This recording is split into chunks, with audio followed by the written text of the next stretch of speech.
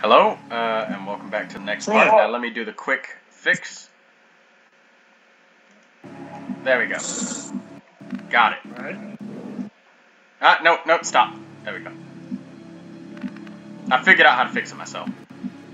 Oh, good. I'm going. What's over there? Why don't you go find out? Heading out. On Overwatch. Affirmative. Covering now. What the fuck? I mean, I had suspicions in the back of my mind that there was an enemy pod going left, but I never would have actually suspected that there was something on the right. That sectoid page is life. That muton is lucky it's not dead. Not for long. What's over there? Objective here. Menace 1. I'm not We've got a line moving on very the far target. forward in that Move to direction protect because that I'm gear at all confident costs.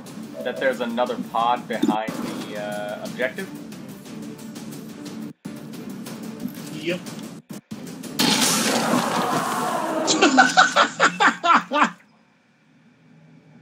Happy now?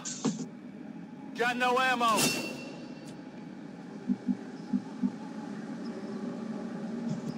What's over He there? promoted too. I'm trusting you here. I'm opening up as Not much a line of problem. sight along this area where annoying. enemies are not likely at. And I since we're guess that'll approaching be the okay. objective, whatever pod that's behind the objective should come towards it, Overwatch. and therefore Got it enter our covered. vision range. Overwatch. Excuse me, aliens. Sorry.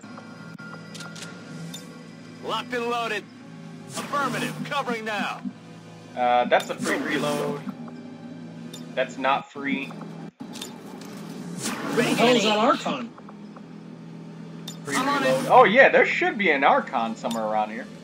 I'm It's looking gotta to be poison that son of a bitch. Reloaded. Yeah, that's why I've brought the extra high damage poison ammo. Ready to engage. Covering now. Aliens! Overwatch. Overwatch. Scanning. Covering now. Movement here. Okay, so they're behind the tree to the left.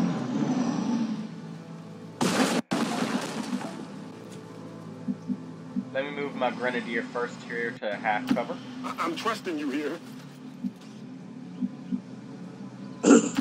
Okay, I'll go. On my way. Orders confirmed. On the move. If Sorry, you say folks. so. All right, I'll go. Alright.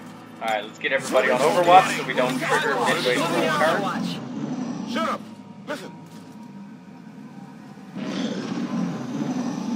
Troy, did you just summon an Eldritch Horror? I thought it would be riches. I thought it would be praise. Why did you summon an Eldritch Horror? What's over there?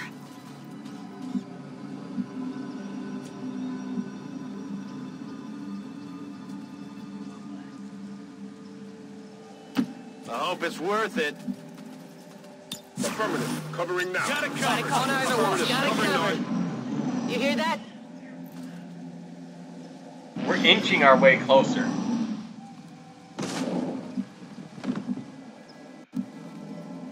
What's over there? What's over there? Absolutely.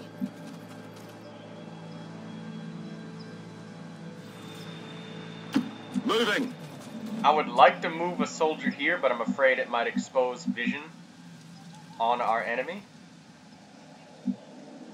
And you're So I'm trying to gonna make them wait. walk I'm on it. into the cover, Come so- on, come get On some. Overwatch. On Overwatch. What was that?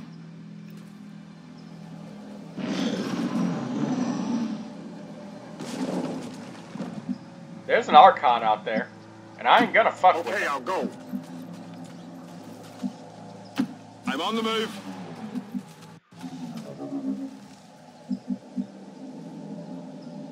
Or you know what? Overwatch. If nothing triggers this time, I'm gonna use the scanning protocol to tell me exactly where he is.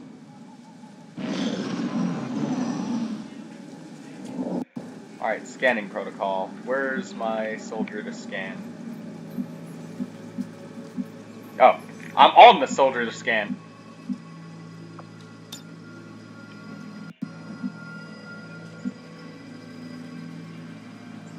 I'm gonna move up here because this is full cover.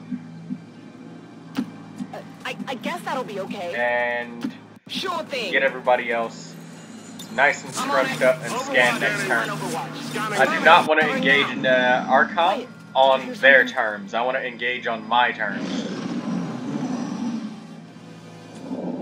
And my terms are all of my soldiers have 2 actions. And they're also able to move close enough to get a shot on everything. Alright, so what are we up against? An Advent Shield Bearer, 2 Advent Troopers, and an Archon. So yeah, we definitely don't want to unfavorably trigger this enemy pod. So I'm wondering if they're not moving. Well, let's see what they do this round.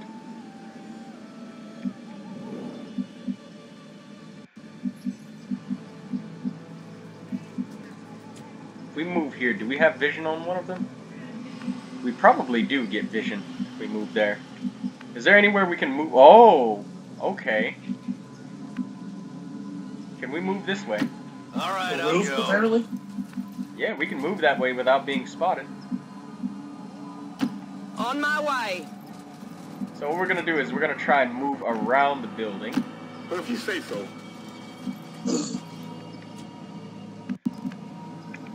Because I vehemently disbelieve that those enemies are going to move an inch.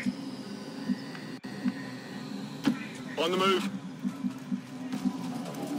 Okay, I'll go. Affirmative. Covering now. Overwatch. So I'm going to zoom all the way out so we can make Moving to sure. Overwatch. Scanning. Got it covered. Scanning. Hey, hear anything?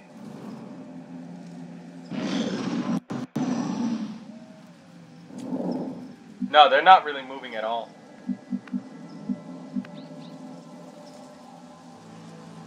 I hope it's worth it.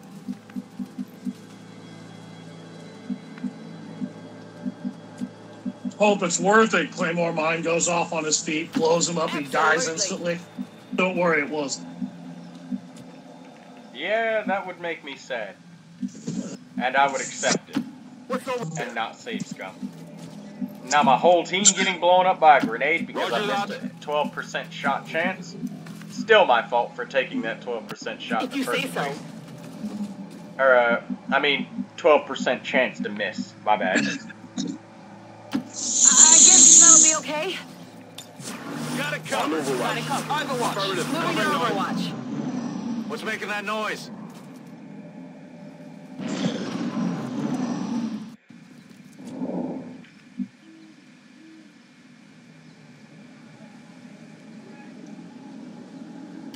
What's over there? Alright, let's get everybody up on this Sure roof thing. so we have the height advantage.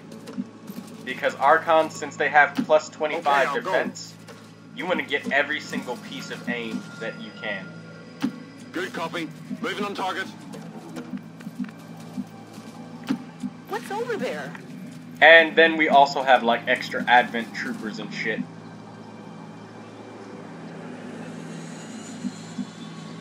If you say so. Moving over. On either way. Got it covered. Picking up movement.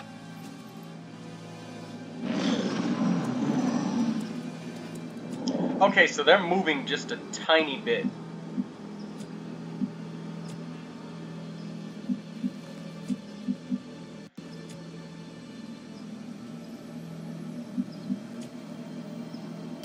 All right, I'll go. Heading out. Moving everybody up just a... Heading to Oh, location. son of a bitch! It moved at the last second.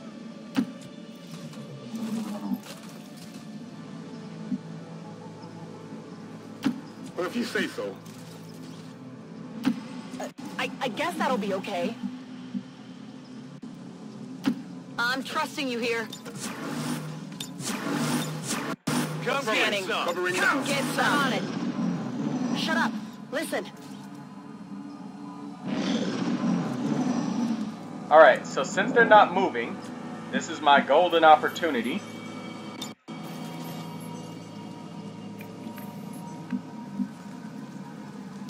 What's over there? We've got admin here. Oh, god damn it. I wanted to blow up the car. Let's see if it's still good to blow up the car. No, it's not as good to blow up the car anymore. God damn it. And I can still blow up these two guys, but it's not all four of them. It's not the same. I need to do this for the views, god damn it. I already got fucked over one time, but it ended in no result. But this ended up triggering the pod. Troy, What? Torg would have approved whether you got all 4 enemies or not. Yeah, he would have. Grenade! I'm here to ask you just one question, and one question only. Explosions?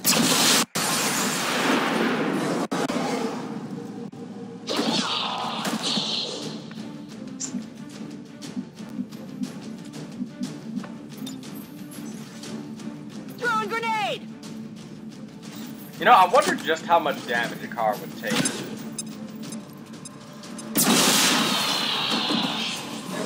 They've been destroyed.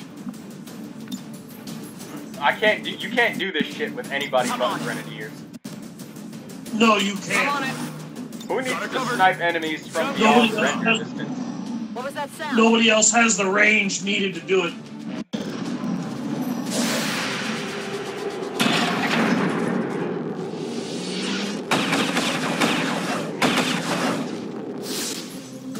That's it. Status confirmed. All hostiles are down and the area is secure. Status confirmed. We didn't even get to see the enemy.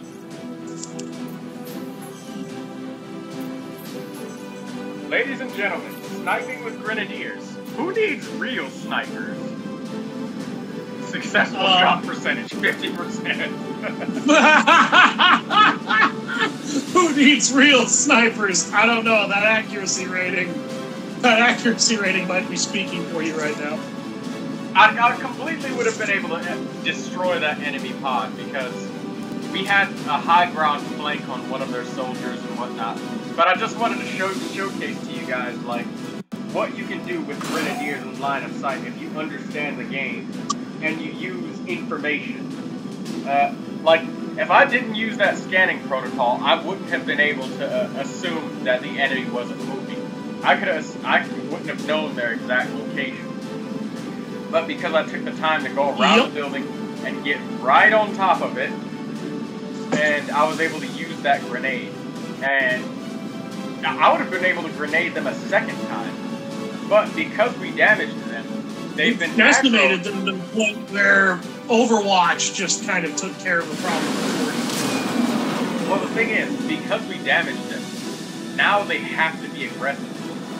But I'm always pleased when the troops return without any reported casualties. I can't hope for a better outcome. When the enemies are, That's right. when an enemy pod encounters your soldiers for the first time, they're not allowed to attack on the same turn that they see you. They have to wait until the next turn passes. So if they get triggered and they walk into you on their turn, they don't get to attack.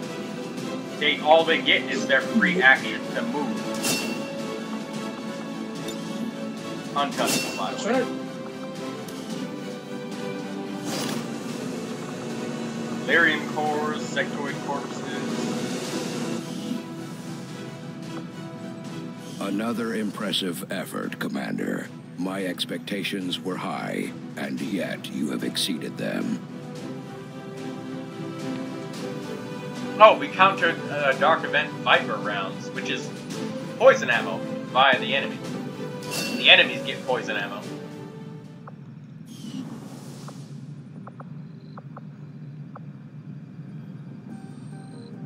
I'm a little surprised they don't already. Alright, so we just got an engineer from that mission, and we're going to allow her to... I probably wouldn't be alive today if it weren't for your father. He was, something of a miracle worker. Getting the Avengers' power back online was a miracle. I'm not entirely sure how he deciphered their system, but we'd still be half buried in the sand if he hadn't. He gave everything he had to get the ship running. But he didn't live long enough to see her fly. We owe you both a debt of gratitude. You can honor his memory by using this ship to destroy the aliens wherever we find them. You'll get no argument here. Meanwhile, there's a bunch of soldiers in the background wheeling all of the bodies we just brought back in.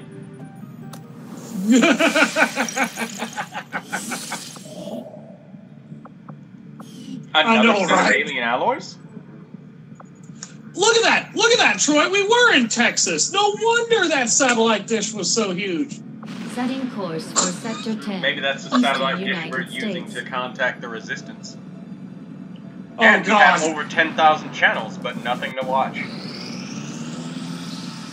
Wow, that was an even older reference than what I tended to make. Oh no, more faceless wrists. Troy, it's the end of the world as we know it. Tons of good stuff.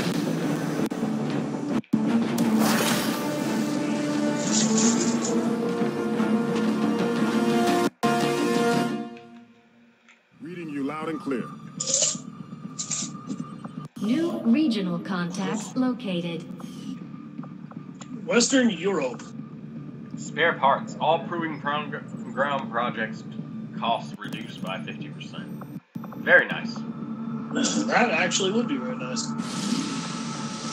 Alright, so what we got? We got Mutons, Archons, Heavy Lancers, Advanced Officers, Advent Shield Bearers, Advent Mech, Sectoid. So we got pretty much a very heavy organic alien composition. That's true.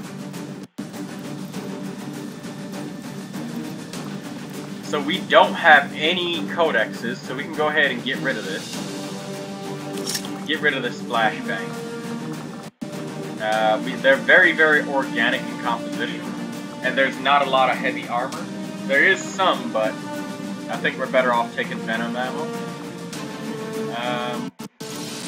I mean, you still got one person who's got armor-piercing rounds, so I don't see a problem.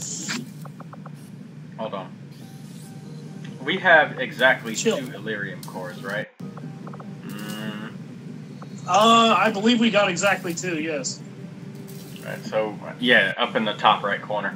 I know we got one. I know we got one. So you. We need at least spend 500 resources to purchase our plasma tech weapons. So the supply drop comes in 8 days. We'll have 3 days to finish up the supply drop, and then we'll be able to buy the plasma weapons. Our income is 528, and we're going to get 125 from defeating the Advent facility. So everything lines up just perfectly. The question is, is there more ammo types? Actually, yeah, you know what? I could use another set of Talon rounds. You got Dragon rounds. I need Talon rounds. Hey! That's exactly what you wanted, isn't it? Yep.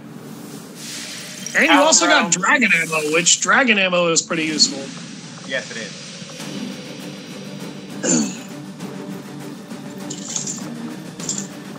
Alright. Do you want to equip the Dragon rounds on somebody at all? Actually, I don't. Or you know what? I will. I'll equip one specialist with poison, the other one with dragon. Because, I mean, Dragon rounds should still be effective against both mechanical and organic enemies, wouldn't it? No, actually, mechanical enemies are immune to both fire and poison. The Codex is a unique organic and robotic enemy in the sense that they robotic enemies are usually invulnerable to disorientation unless it's done via a hacked advent tower. Oh!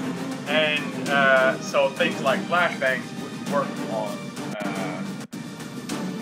advent mechs. But Wouldn't work on a codexes, it does, yeah. Because mechs have optical sensors. They don't actually have You can eyes. also do things like mind control or panic codexes as well. So they're vulnerable to some mental status ailments, whereas real robotics they're completely immune to any and all forms of like fuckery, basically.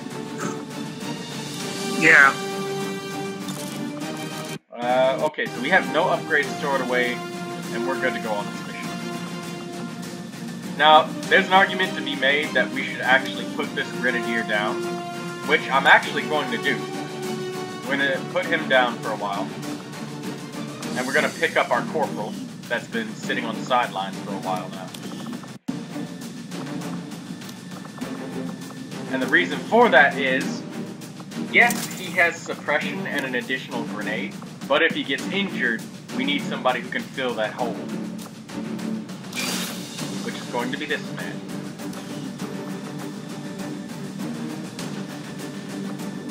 Now wait a minute, hold on. If I had an extra 2 sets of, like, grenades or whatever, I would take it.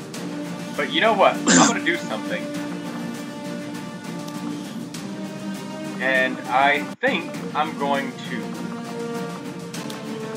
give tracer rounds to this character. Or should I? Should I do that? No, I'm going to take the rocket launcher. The reason why I was thinking about giving this character tracer rounds is because when she has the high ground, she's got a 93% chance to hit. If she had tracer ammo, it would be 100. And this is with chain shot, it would be 100. So I can guarantee a double strike, rather than there being a 7% chance of nothing. I'd fill that hole and make it impossible to not miss. But you know what? I think I'm just going to take the rocket launcher because long-range sniping units, enemy units, has been invaluable. I see. So I'm going to take these battle scanners, which is going to help me have information on which enemies are where, and I'll be able to bomb the pods if I need to, multiple times before engaging. Yep. Is there anything else? What? Here? Let's make sure. For all the things that XCOM the Bureau is actually kind of bad at, one thing it does explain better is how the elders, as they're called in this game, actually controlled a lot of the alien conglomerate. Because you would think, well, they're obviously just mind controlling everybody, right? Actually, even for beings as psionically powerful as them, they reveal that would be a little bit stretchy for them. So they basically created cybernetic networking collars that force them to be loyal or have their heads explode. At least in the Bureau, that was the technology they were using at the time to do that. Right, so what I'm going to do here is, I'm going to actually, I was thinking about swapping out for another corporal, but I'm going to actually keep our combat specialist in rank and file, and I'm going to take this mimic beacon that I built instead. And then we're going to remove our medic here, and keep him for retaliation, just in case he might get injured on this mission. We're going to bring our other medic, and we're going to use him and get him leveled up so he was able to replace either combat specialist or medic and fulfill the critical roles that they need to be present, that we need to be present during the mission. Since he's going to be using his rifle a lot, if we take dragon rounds have an RNG chance of doing 1 to 3 damage with their burn, whereas the venom ammo reduces the enemy accuracy by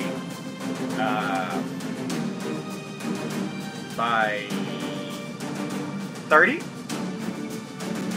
I want to say yes. Yeah, it reduces it by 30.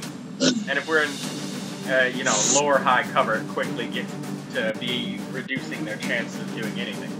Dragon rounds, however, prevent the usage of some abilities, such as throwing grenades, and I don't like grenades.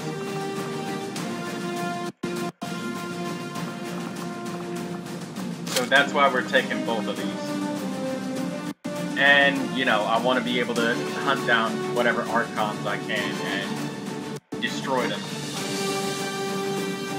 Alright, I think we're good now. We've got 2 corporals ready to level them up.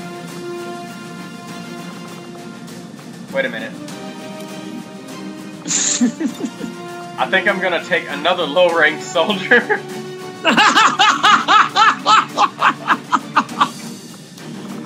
Because you are the most indecisive motherfucker in the world right now! Screams everyone at the screen watching this. When I wait a minute. Alright, now we're ready to go. We're leveling up all of our lower ranked soldiers on this timeless mission. I just went like, well, not all of them. You're not leveling up your sharpshooters, but you have a plan for that, so it doesn't matter. Yeah, the plan is that they fill up the spaces on the fucking ship, so I don't get more sharpshooters.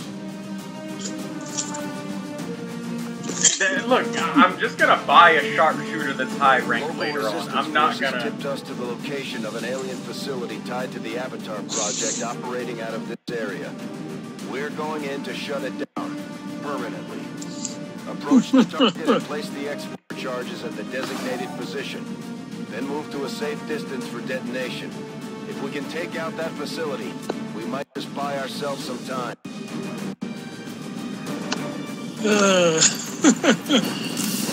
Jesus fucking Christ. Menace 1-5. Target coordinates are locked in. Move to designated position and place the X4 charges. We're in a concealed position. I thought about taking both of my major rangers on this mission, but that was unnecessary and too heavy-handed. Because if both my rangers get injured, well, now I'm going to be stuck with one corporal by himself. Heading out. I need to fatten up my ranks a little bit, but I can't afford to do it this month. I have eyes on the enemy. Oh, look at that. That's a pretty chunky pod. What pod was that? Advent Officer and Advent Shield Bearer. Oh, yeah, that's a turtling pod. Fun fact, though, the only person that's gonna shoot at us or attack us is the Advent Officer. Shield Bearers don't give a fuck. Come get some. Oh yeah, it's Sergeant Johnson. I remember him. It's good to have Sergeant Johnson back on the team. He never left. Location confirmed. He never left. No, he truly did not. On my way. Nor would I have been okay with him leaving. That was one of the saddest deaths in the Halo series. Affirmative. Moving out. Go Kiki's ass. I'm taking you out of here. No. No, you're not. Send me out with a bang. Sergeant Johnson's Warthog with the Warthog run, the music brings back memories. Oh man, I had a lot of memories. I sank a lot of my childhood into playing Halo 2 and Halo 3. Played a fair amount of Halo 1. Now, pay attention to which Ranger I moved. I moved the Phantom Ranger forward.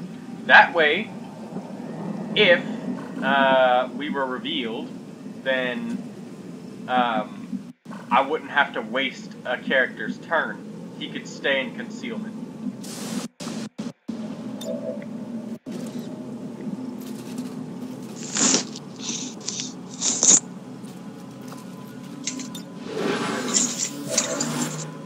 On Overwatch. Halo 3 was good. It was short, though. The one thing that I remember absolutely... That's not threat assessment. That's fine. Threat assessment actually increases the cooldown of a protocol by 1 turn. Moving to Overwatch. That's fine.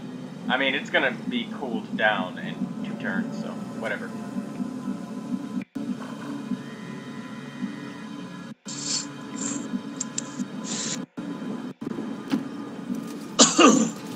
So what are you about to do? You about to piss off the spawn? Do I look like the coyote? Do I look like a coyote? Everything he says is so random. Actually, no, that's Handsome Jack, which I'm shocked we haven't gotten any of him here. That was so unnatural in the last playthrough when I was like moving around and we just heard, "Hey everybody, Jack here," and I was just like, "What the? What the? Is that your?" I thought it was your phone ringing at first. Nope. My phone doesn't have a ringtone like that. I wouldn't put it past you. I haven't played enough Borderlands, in my opinion, to have earned that, because Borderlands always gets boring to me after a while. It's one of those game series, I need to go back and I need to actually finish playing Borderlands 2 all the way through. Don't play Borderlands 3 expecting a good story. I'm gonna tell you that right I'm now. told the pre-sequel was okay, but it was basically more of the same. The pre-sequel, the enemy, the characters' abilities and stuff were pretty uninspiring. Yeah, and everyone tells me that in Borderlands 3, Dakota is, well, yeah, the Fox of my team has been very, very apt about telling me that the story for Borderlands 3 is nothing compared to the other games in terms of quality. Particularly because, and this is what he has told me, particularly because of a character who is more or less a self-insert by one of the development team, who just does not learn from literally any mistake she makes at all. Borderlands 3, right? They're onto us. Yes, and gets consoled by the team, and gets consoled by the team on multiple occasions for saying, hey, everybody makes mistakes. Instead of the team basically telling her, whoa, wait a minute, that really was incredibly stupid. But instead of beating yourself to death over it, you could try, firstly, getting over it, and secondly, learning not to do that again. That's it. Yeah. Yeah. It's a very, very hard self-insert. It's very hard to watch. Everyone has told me that she is the worst part of the game completely. Like, absolutely the worst part of the game. And it is specifically because she never learns from any of her mistakes. Everybody goes around and basically verbally sucks her off all the time. And anytime she screws up massively, and it's clearly her fault, nobody looks at her and goes, what the fuck were you thinking? And she just gets depressed for a little bit about the fact that she made that kind of mistake. And then goes back and tells everybody, oh my god, this was stupid of me. And they're like, yeah, it was, but don't worry, you're totally still okay. You can still get this. And it's like, yeah, trust me, don't worry, I got this now. Your encouragement's all I ever needed. And that's stupid because she goes right back in and just keeps doing the same stupid shit that got somebody killed or somebody in a bad position in the first fucking place. Yeah. And, I didn't like it. It was And I've made a lot of self-inserts in my own personal stories, and I realized initially that a lot of them did come off as fairly flawless in a lot of ways. But I ended up changing that with time, and I'm starting to see how it really is stupid for people to not get that through their heads, that people do not want to see that ever. Like, if you're going to put a self-insert in there, you need to put a self-insert in who, like any other character that exists, is going to actually learn from their mistakes, who is going to be admonished when you are clearly wrong, who is going to be told what they need to do in order to fix what's gone wrong. And when your mentality is, I don't care if I was an idiot, I know I'm trying to do what's right, so I'm just going to keep doing it.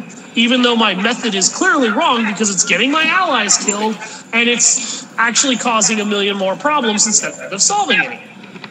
That doesn't make your character interesting. That makes your character the definition of stupid. Aliens. Look. I know we've had our differences, but I need you to walk into this Overwatch trap.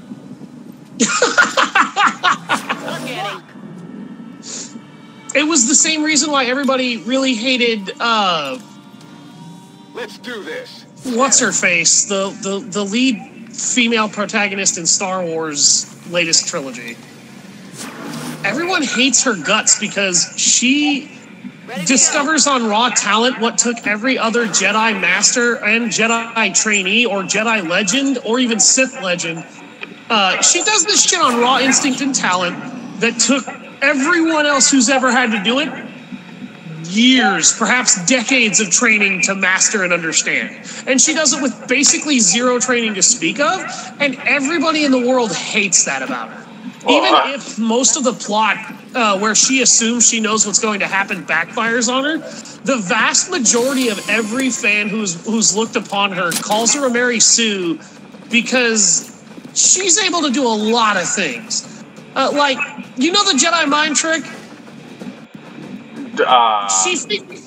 She figures out how to do that on an Imperial Stormtrooper, then somehow on raw instinct uses it on every single Stormtrooper she walks by to make them all ignore her completely. No Jedi Master has ever been able to make that happen before, even with masterful training. This includes Jedi Masters who were Sentinels, masters in the art of infiltration, spying, and disguise. And yet, she does it completely offhand out of the blue for no good goddamn reason. To an entire ship full of stormtroopers. Yeah, and every fan was like, you know, her characterization's kind of decent, but her character completely sucks because Luke Skywalker is a legend. Darth Revan is a legend. You know, Darth Vader is a legend. Look at all these Force legends. All of them had to learn how to do this for decades. And now she's just sort of randomly able to do all this. What? I said, meanwhile, on the next episode. Yep. And that's kind of part of why it got worse when the developers started intentionally basically trying to design the series to make fans have flame wars about it and piss each other off. I'm told the last movie in that trilogy isn't even worth watching to the slightest degree because absolutely no one really liked it, and the very few people who were originally defending this trilogy were even like, dude, this is garbage. Thankfully, it looks like they're finally figuring out that they really need to not be doing that. But who knows? The Sith Lords know. The Sith Lords definitely know. They even tried to say that their last movie, Rise of Skywalker, made Darth Revan from the Knights of the Old Republic video games canon. And I asked somebody who would know. I'm like, is the Star Wars the Clone Wars series, the animated series, still canon? And he's like, yeah, of course it is. It's cinema. And I'm like, okay, then the Rise of Skywalker didn't even make him canon. And he's like, what do you mean? I said, Darth Bane from the Rule of Two series was made canon by that show when he shows up near the end of it. And by definition, that means that Revan was canonized by Clone Wars because Revan is the one who teaches him how to do the Rule of Two through one of Revan's holocrons. So, yeah, you guys don't even actually get that from that movie. Please hit. Nope. God damn it. Never when you want it. I'm gonna have to lose concealment here. You probably are, because it's not really giving you a whole lot of options. I apologize to everybody who had to put up with that rant, but when your product is bad, stop trying to protect it like you know it's a gospel thing. Just admit that you fucked up and be like, I'm sorry. All right, let me just go back and have a do-over, and I'll fix this. Every Resident Evil remake. I mean, Capcom's been doing really well with those, and I've played Resident Evil 2 and 3's remakes, and they're really fun. My only problem with them is that they were shorter by far than the base games that they came from, and they don't... Yeah, you are going to have to lose concealment. She just doomed you to that. And they don't fucking... They don't really send you through the sprawling city full of infected zombies like the original did. The originals did at all. And Resident Evil 3's remake is actually about 10 times shorter than the original Resident Evil 3 Nemesis, which actually had decent length. And all of the puzzles in Resident Evil 3 Nemesis, a 10-year-old could solve them. They're not hard. It's basically find the object that you need and place it here, or find the lever here and activate it before you find these 4 levers here, here, here, and here, and activate them before you get overwhelmed by these creatures that aren't actually tough, aren't that dangerous, and can only really be a threat to you if they grapple you.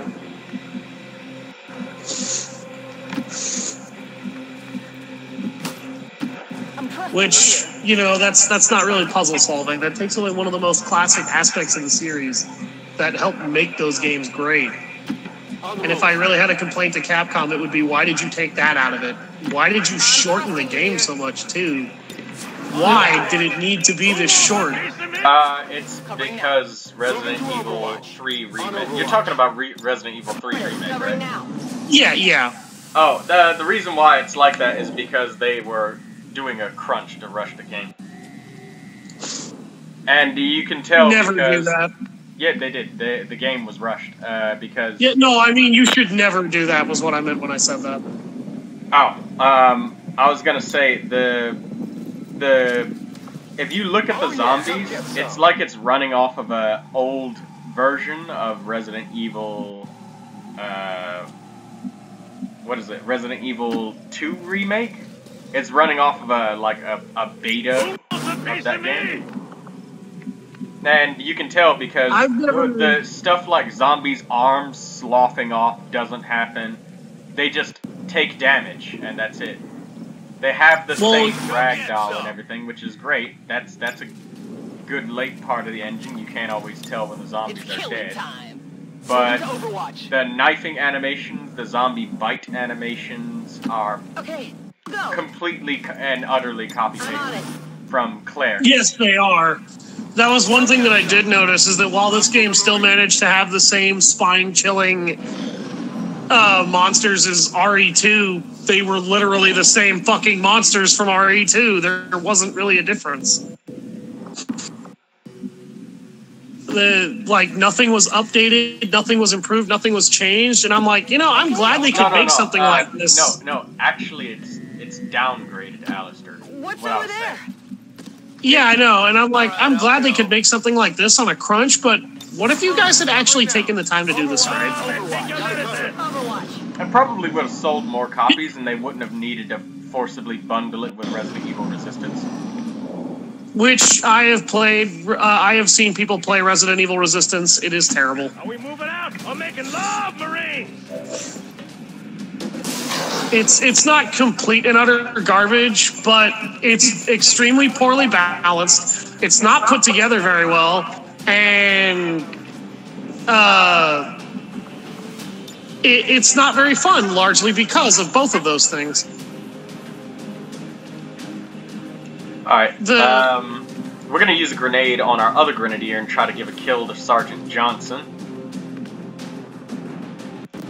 Alright. Trusting you here. This is really not that much cover because I blew everything up earlier. Well, you have no one but yourself to blame for that. Torg! That Torg you weren't given many options. Torg! Dude, look at that. That's sectoid. He got critical struck by that grenade. For 7 damage. Damn. Yep. Oh. That was brutal.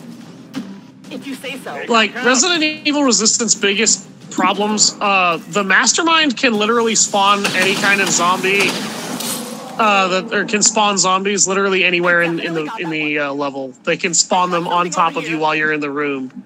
Oh, Alister, it's not, that game doesn't favor the Mastermind so much, until, like, extreme late game. And, once you hit extreme late game, it's balanced, but until then, it's really survivor-sided. It's because, It's because you can't modify the Mastermind's, default decks of cards.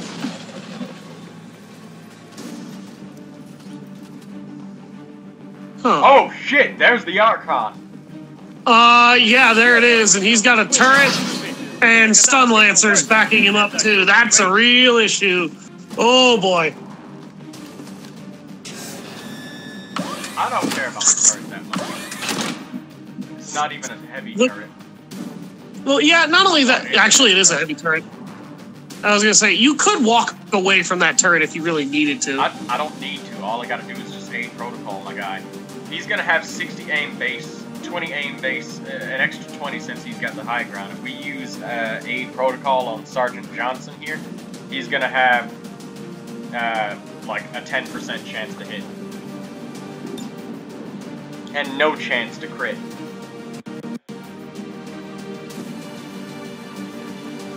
That's gonna make that Archon fall, right?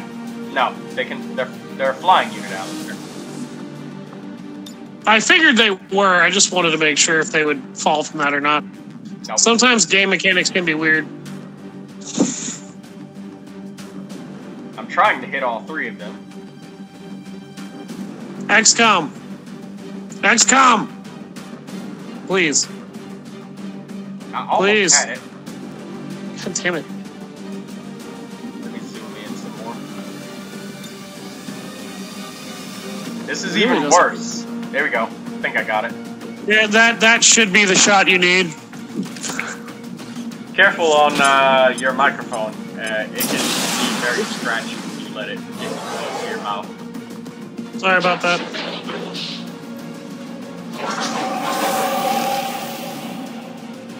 Wait, what just triggered on him? Battle Frenzy doesn't really matter that much. It just gives him an extra move action.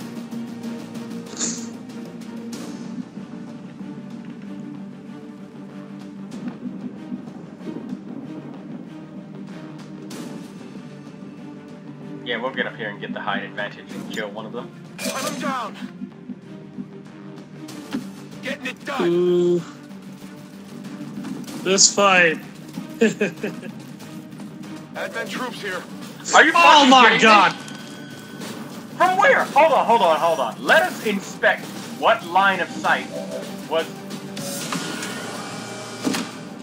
There's another turret. No. I need to see what fucking line of sight from where? Where? Right here. So because I moved around this tower, we activated quite a bit of shit, actually. Yeah, And now we have a bunch of Advent breathing down our necks. There's literally no cover around here, anywhere. Unless we move backwards. You're kind of not in a good position here at all, actually. This insta-kills the turret, and it'll probably damage. Rockets away. Because if you blow off the top of the turret, if you blow up the turret's high ground or whatever, it gets destroyed.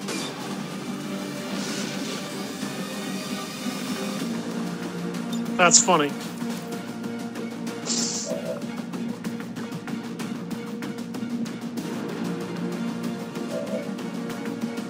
It's unfortunate and annoying that there's literally just no cover anywhere. You've blown a massive hole into that fucking facility, by the way. I guess the best thing that we can do is just spread out, I guess. That's affirmative.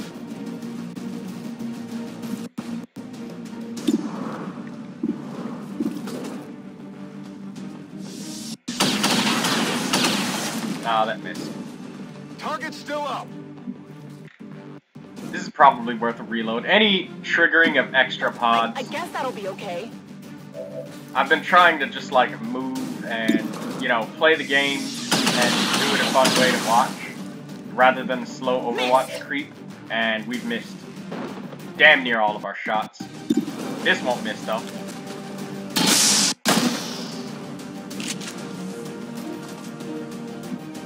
You want some more?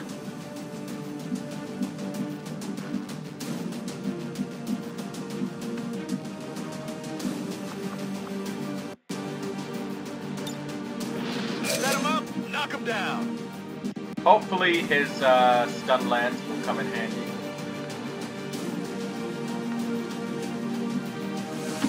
But we basically just have to stand out in the open, and then both of the stun lancers are going to charge at us. We can't let this this guy survive. The shield bearer is not going to attack. He's just going to apply shields to everybody and then attack next turn. Could use some ammo over here. Let's see what the aliens do.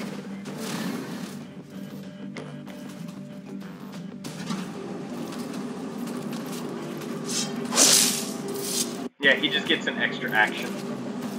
They're moving around the side. And then he gets a melee. He missed. Untouchable, I forgot about that.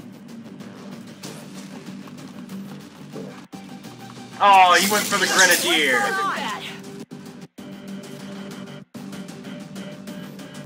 Ow, damn, that actually... Oof. Oh, shit. That's not good.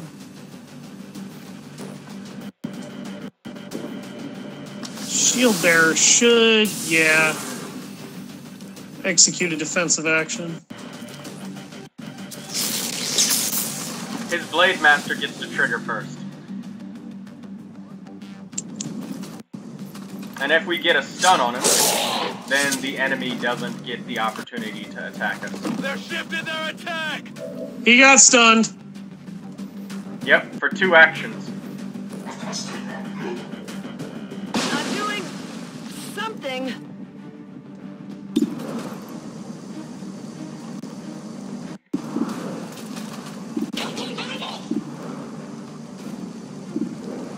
Alright, so, hold on. Let's see, wait a second. Okay, so both of the enemy actions, all of the stun was consumed. So the Advent Stun Lancer is going to actually get an action this turn. So we do need to do something about that. Question is, oh wait, no, that Advent Stun Lancer isn't in cover. So how much damage can I deal maximum? 9 to 11 plus 8. So that's like what? That's between 17 and 20. Or 17 to 19. If you want to do plus 8. Yeah. And, so, wait a minute. I might be able to move forward and kill the shield bearer. Now, let's see. The shield bearer has 9 HP. Plus 3 because of his shield, right? Yes. And then plus another 3. So, I might be able to one-shot this shield bearer. Because he's not a heavy shield bearer, he's just a standard shield bearer. So I'm actually going to move up right here, aggressively, and smack the shit out of this enemy. I hope it's worth it. If we move here, we get a free attack on the Advent officer if he moves, and we might be able to stun him. So, get this kill! Fucked it up. Nope.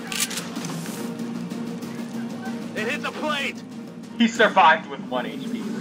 No rounds. God damn it. Well, what can you do to resolve this shit? that's where we start cheesing with a mimic beacon. I was gonna say, this is a really bad situation for you. Yeah, I know.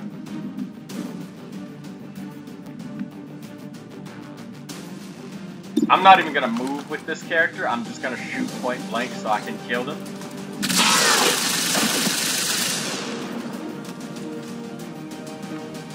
Check it before you get too close.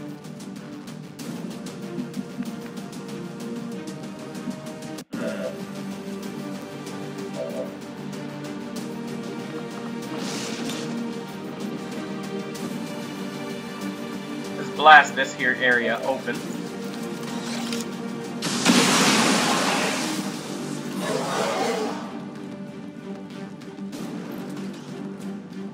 There we go. That turret can't shoot my character from here because of this piece of full cover that you can see. So we can go for some really high damage on this Archon, and it's a very good chance to hurt him. It's a 1 in 4 chance that he dodges, though. Which is bad for us, but okay for pretty much everything else. Now, this character, I think we want to kill the Advent Stun Lancer with him. So what I'm going to do here is I'm going to aid Protocol Razor because he didn't get a kill. And then shoot this Stun Lancer to kill him.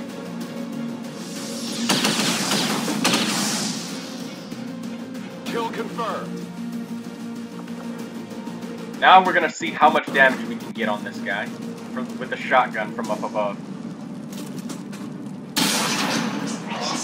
Nice, we got a critical. That's enough for him to be within kill range for our other character. So now what we're going to do is we're going to give a threat assessment to this shotgunner up above. So that way if the Advent officer decides to move forward towards us, he's going to get an Overwatch shot and Blade Master hit on him. And, it should count as a flank, so she should get the damage bonus. And then we're going to finish off this Archon with our stock. He dodged it, but that's okay. Even if it was a miss, he was going to die. Now the rest of our characters don't need cover because they're too far away. Yeah, you better run, bitch. He only had a 5% hit chance because we had cover. We had high cover and we had a protection on us. So I'm sorry we didn't get that loot, but we just didn't have the turns to spare for it. That was a sticky situation, but to all of our viewers, I hope that you appreciate that I stuck it out during that situation. I could have used the Mimic Beacon, but I wanted my enemies dead. And the Mimic Beacon was the last thing that I was going to throw, so that way all of the enemies attacked it. And we weren't putting our soldiers in unnecessary danger. Hey, alien, remember me? Tarek, the Invincible.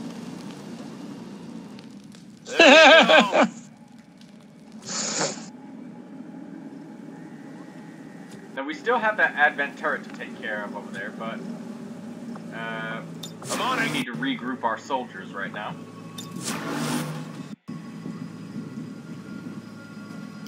What's over there? Don't worry about the music that played, that's just the turret. We're gonna heal up our Grenadier. Go patch him up.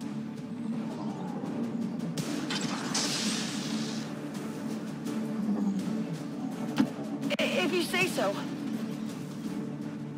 Moving to Overwatch. Come get some. Advent reinforcements inbound. Menace 1-5, be advised, we've picked up hostile reinforcements inbound on your position.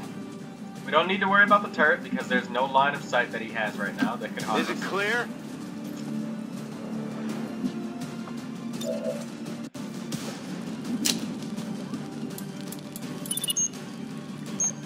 Menace 1-5, status confirmed. X4 charges are armed. Move to the extraction point for immediate evac. Okay, I'll go. Let's do this.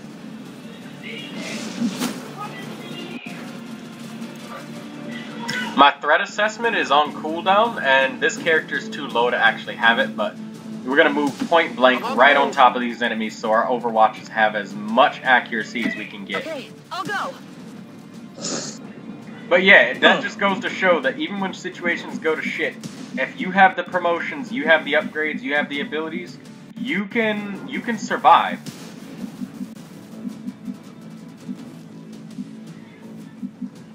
I'm not gonna do anything with these troops. I'm just gonna have him hold down here because I don't want him to get shot at by the turret. Hold in position. There's no running. Got it covered. On Overwatch. On Overwatch. Got it covered. Alright, let's get Here they come. The enemies are likely gonna try and run straight to cover, but we'll just follow them, get point blank. That heavy mech is going to do an overwatch, so he's not gonna attack, which means none of our characters are gonna shoot at him.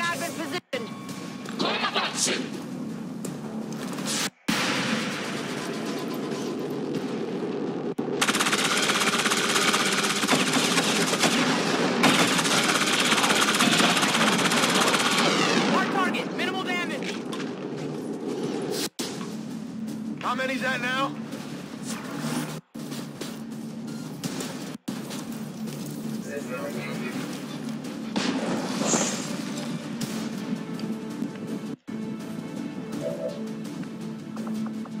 You turn that incredibly disadvantageous position against the enemy superbly right there. Aw, thank you. I'll take you all Thank you.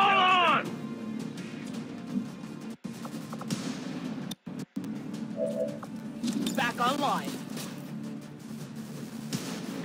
I'm not even gonna fuck with him. I'm not gonna do it.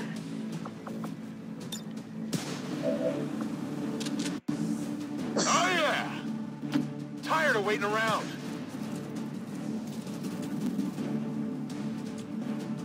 That other character had shadow step, so.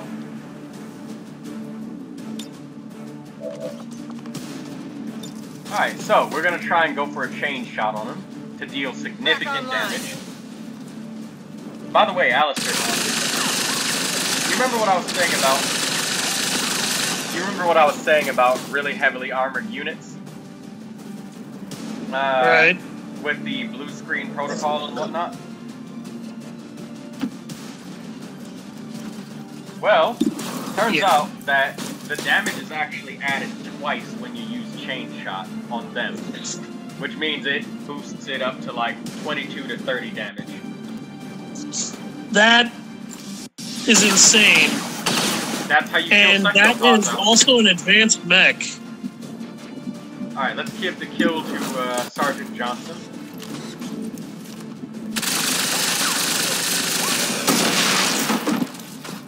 I oftentimes reload in situations like that, but I decided to stick it out and just actually show it to my viewers for All once. Like, hostile contacts near your position what do have you been do in that eliminated. situation? Move to rendezvous for extraction.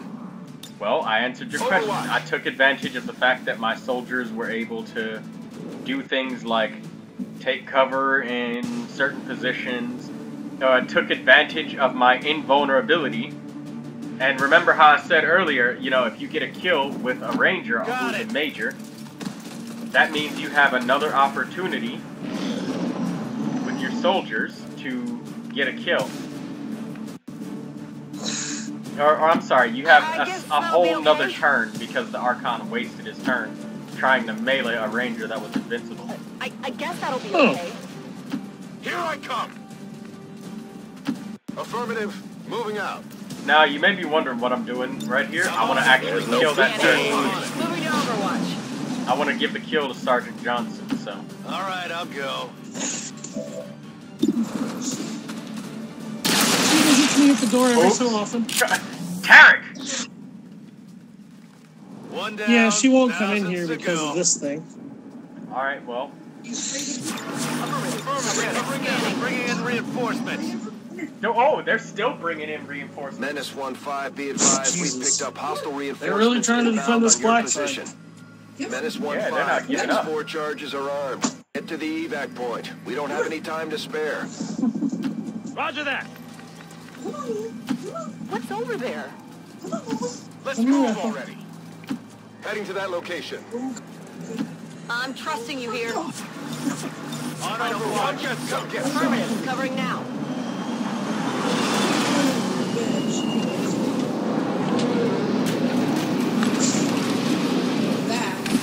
Look at that, another heavy mech. I love these things. So do I. Give the EXP.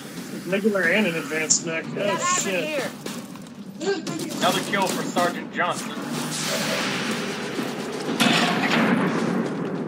You missed! You missed! How the hell? Oh my god, the horrible accuracy of these point-blank range shots. I mean, I'd be under stress too. Finally, they killed something. Check it before you Well, get too on to close. plan B.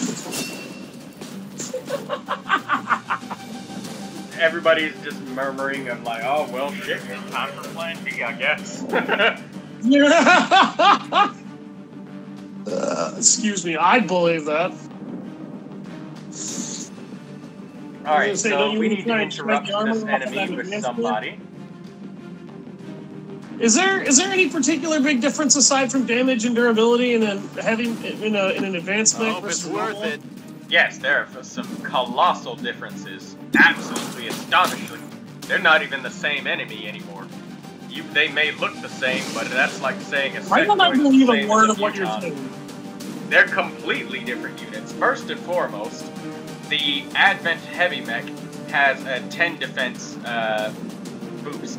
Well, that may not seem considerable, but that actually makes it impossible to get 100% hit chance against them via aiming with normal technology. The other thing is they have a much higher hack defense than a basic mech, and they also get not one, but they get to launch 2 grenades. Do you see that grenade launcher on its back? Oh god. Normally the heavy mech will have normally the normal mech will have 1 grenade, but it actually gets to launch grenades twice, so if you still don't manage to kill it a second time, your soldiers will be bombarded a second time by shrapnel from this thing.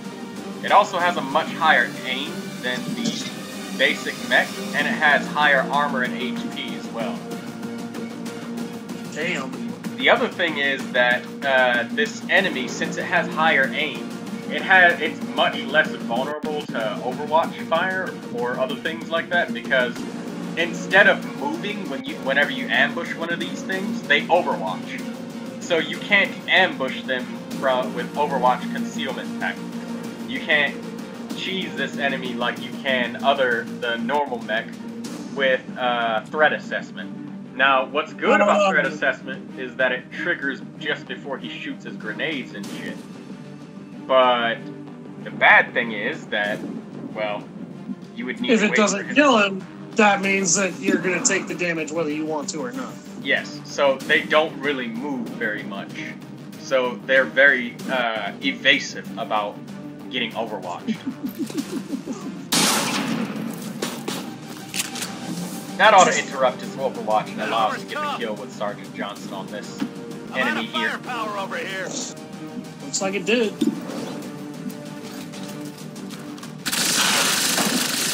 Booted. One alien down. I'm sorry, that actually was so funny it made me hiccup.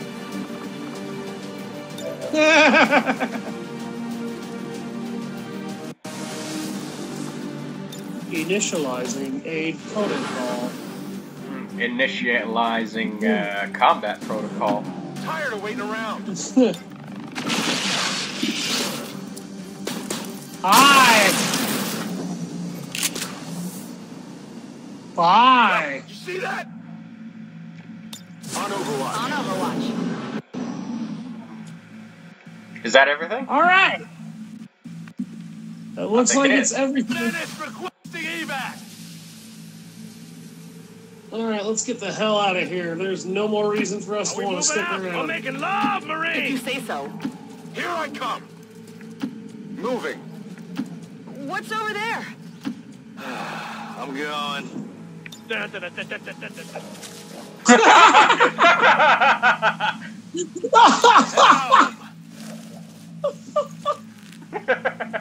Evac confirmed.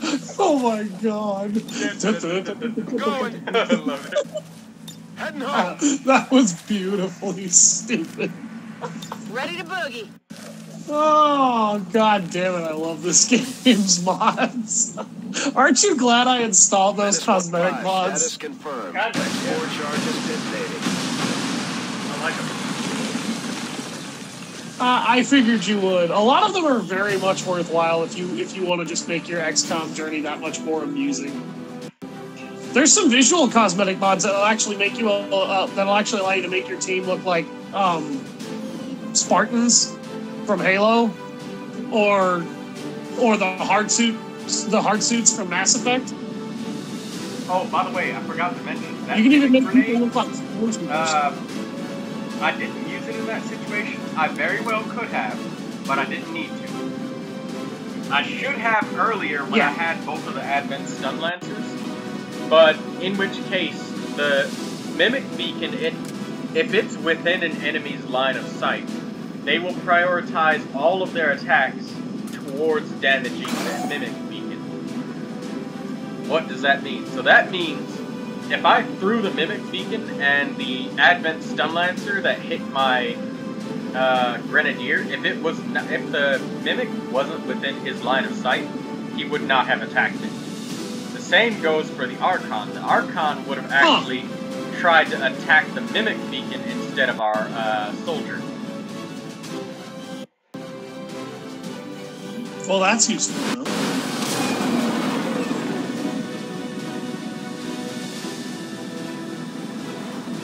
I'm glad to see our new recruits aren't hesitating when it comes to taking out the aliens. Oh god, wow. Alright, so we'll staff the medical facility and cut that in half. Guardian? We're starting to get enough engineers where we can actually afford to start doing that anyway. And we're gonna give this guy Haywire Protocol because you only need one revival protocol. You really do. Late game, when you want to get multiple revives, that's when, You know what really sad is we Commendable didn't job pick in shit up from destroying that the mission. aliens' facility, Commander. Their efforts towards the Avatar project will undoubtedly be set back by your incursion. Oh well, doesn't matter.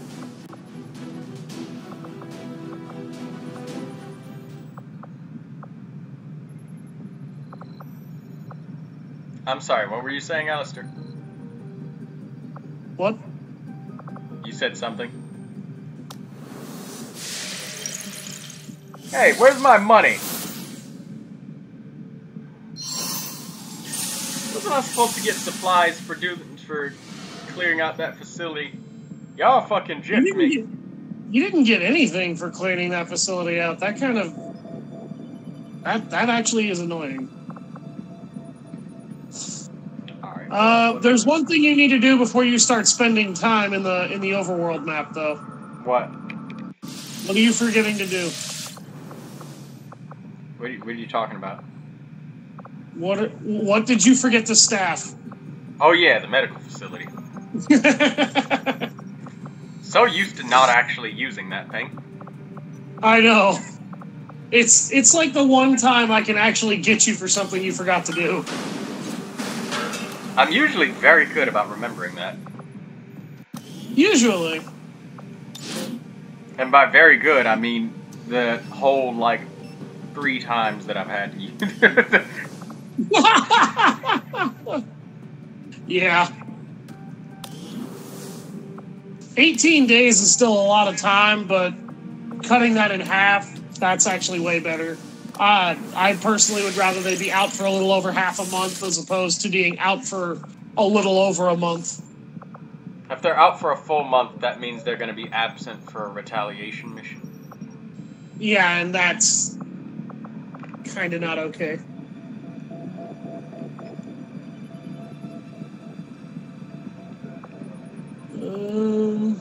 Quid pro quo. There's one facility and... You know what, let's do some scans. Let's get some alien alloys because we're probably going to need some more. We're going to need a lot of Illyrium soon. And alloys. yeah. And just one event is not for anybody who hasn't been. Go ahead, Troy. I'm sorry. For just one supply raid mission is not going to be very much.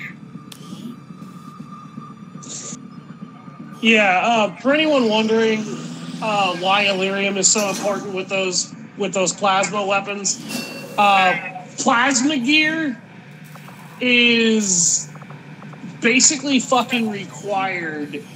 Like it requires Illyrium because that crystal is incredibly powerful, and in the lore of this game, it's basically a hyper advanced power source.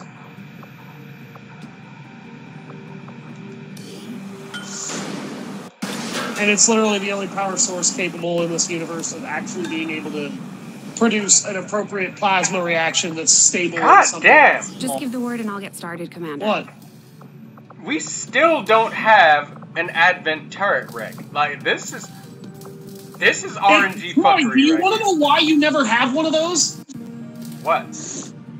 I can tell you why you don't have any. You don't ever have any one of those. It's because every time you fight one, you use a bomb on it. If you if you use a high explosive weapon of any kind on a turret or an enemy body, it removes that body and that turret wreck from your counter at the end of the mission. Alister, you don't get any. All of the missions where we actually get to extract bodies and whatnot, there's been no turrets. If you look back through the videos, there've been no turrets on all of the missions that we get bodies from. Oh yeah, because you didn't get jack shit from the black site because you didn't send in a recovery crew as you have to pick up. It's been a long time since we found we have not gotten a single Advent turret Which is funny because in my personal run, I actually have a turret wreck already, and I'm already trying to work on getting a defense matrix up. Yeah, that's what I'm saying. We're getting fucked here. And I don't even have fucking Illyrium research. Advent, living in the colonies. So why the sudden change of heart? Like most people, I want to believe that the aliens were legitimately interested in peace. Although they left me little choice when it came to working with them, I admit I was drawn to the sense of normalcy they offered. It was a mistake. You should have known better. The aliens would never have come here if they wanted peace. As I said, it was a mistake. One I hope to atone for through my efforts with XCOM. Then I'd say you've got your work cut out for you. Don't be a bitch, Shin, okay? Like, at this point, just shut up. How many missions has he been on with us? How much technology has he allowed you to fabricate to save the lives of our soldiers? Saving a life and killing an alien are almost the same thing. Without the technology he researched for her to fabricate, we would be dead right now and defeated. On the other hand, there's an achievement for who needs Tigan for completing the game with no upgrades. You would have to do that on easy mode. Yes, you would. You cannot do that on Legendary. I'm going to say that one more time because I dare somebody to try and prove that wrong because I know they can. You cannot do that on Legendary. And then there's somebody who just responds with a video, I'm about to end this man's entire career. Welcome to my Legendary Iron Man playthrough with no upgrades.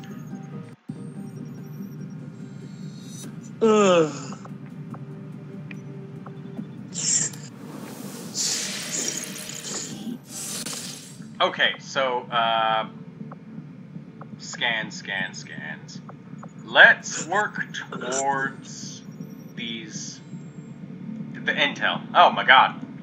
Setting course for get some Sector intel. 12, East Africa. We don't need to grab those supplies. We're probably not gonna finish them before something else more important pops up. Oh, hey, look at that. We flew to the raid location. Alright, so we got an Archon, Sectoid, Advent Shield Bearer, Advanced Trooper, Heavy Mech, Heavy Lancer, Advanced Officer, Codex Muton.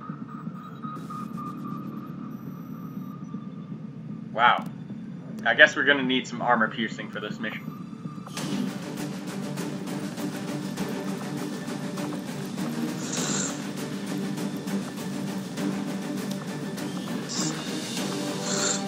my other grenadier. Here's the lieutenant. We got an extra grenade on him. So because we got the extra grenade, we may not actually need the rocket launcher, but I'm going to take it anyways because I'm going to preemptively bomb the first pod I see. I'm going to take this Troika that's firing magnetic energy bullets, and it originally fired lead. And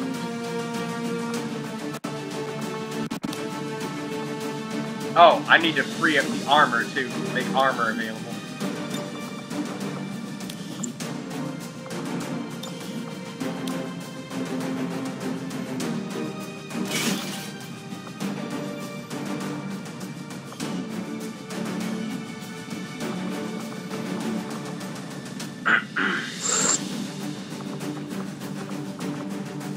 Armor piercing. Armor piercing.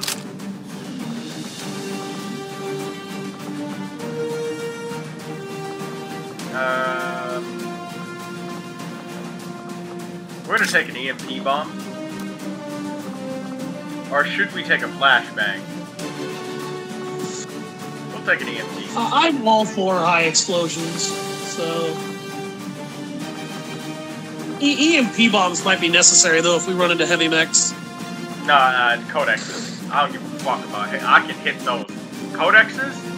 Nah, I don't like that. I don't like that. Well, codexes are also a good one.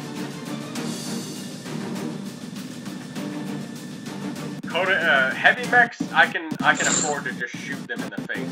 As a matter of fact, you know what? Because we have 2 mechanized enemy units, I'm changing the equipment on for my grenadiers.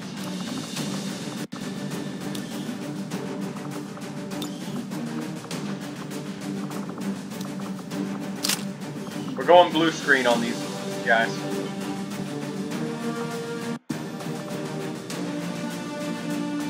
By the way, the weapons, when you fire blue screen ammo from magnetic heavy machine guns, it looks amazing. It looks really cool.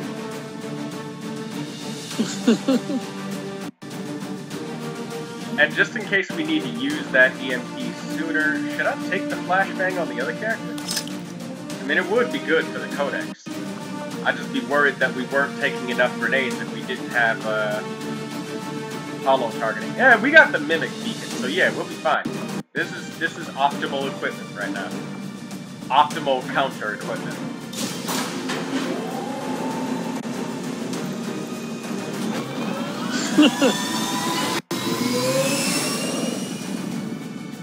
Sky Ranger deployed.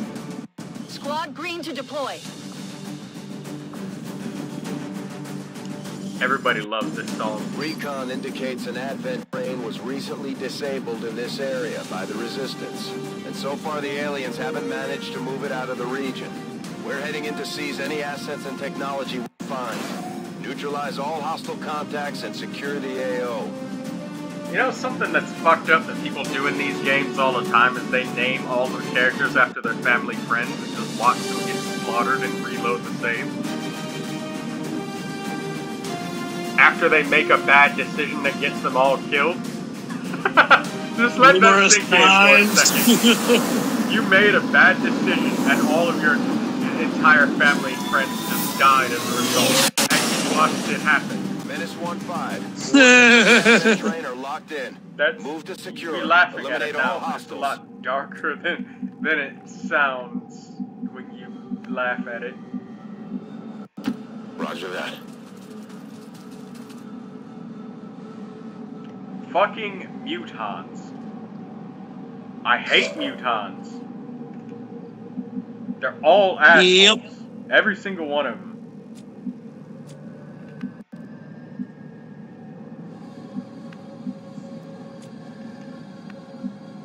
Alright, we can get over here with this Moving out. machine gunner. Are you fucking kidding me? Wow! We're in their sight.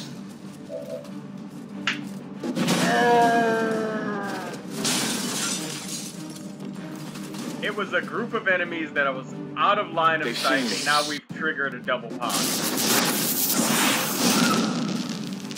and the pods were crunched together.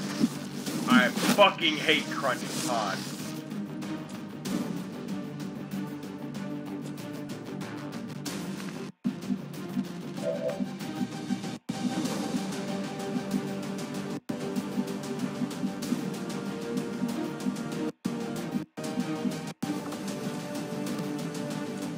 Where's my other ranger? Alright.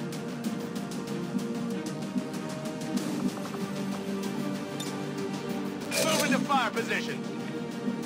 This is how you handle this situation, right? You get your ranger, you run and gun, and you kill an enemy that is very close to the Archon. Do not mock the son of a shepherd, dead boy! Okay, so I got one. I'm coming for you. Let's move already.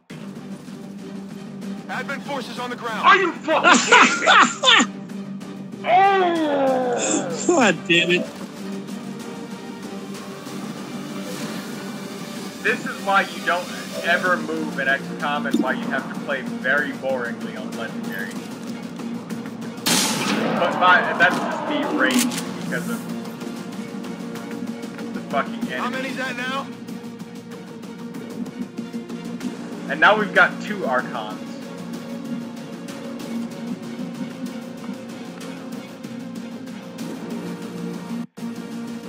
You know, you wouldn't think that, like, all 3 of these enemy pods would be this close on a map this large that's very difficult with 5 pods, but it's not. They'll all be visible in the first sprint. Like, if I would have sprinted right here, all 3 pods would have been activated.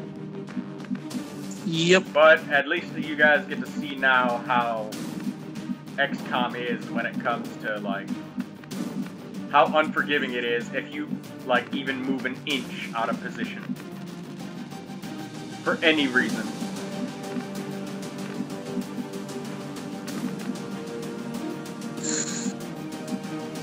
I mean, this is probably worth a save reload.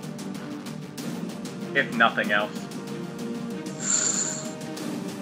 Because not even the Mimic Beacon can actually help us at this point.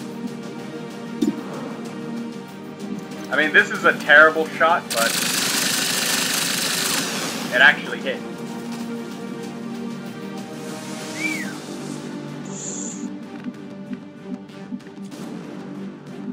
Good lord, this is a clusterfuck. And what's worse is this game is going to start doing this to you regularly. Yeah, this is why I had to restart so many times when I was playing through on Legendary Iron Man. Seems doable. Triggering multiple pods by accident is what ended every campaign playthrough. Like, even just walking and triggering just one pod wrong by concealment. Like this, like crunched pods is what killed me. So how far can I throw this mimic? I can throw it to about here.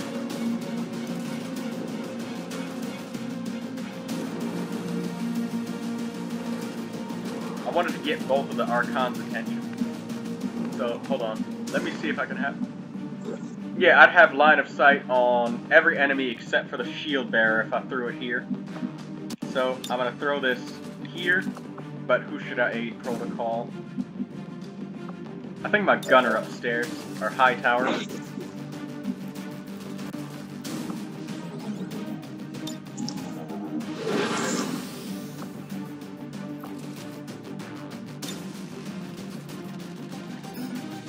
Please?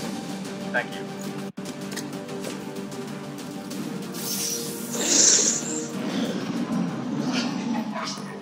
I'm praying that at least one of these fat bastards decides to use blazing pinions.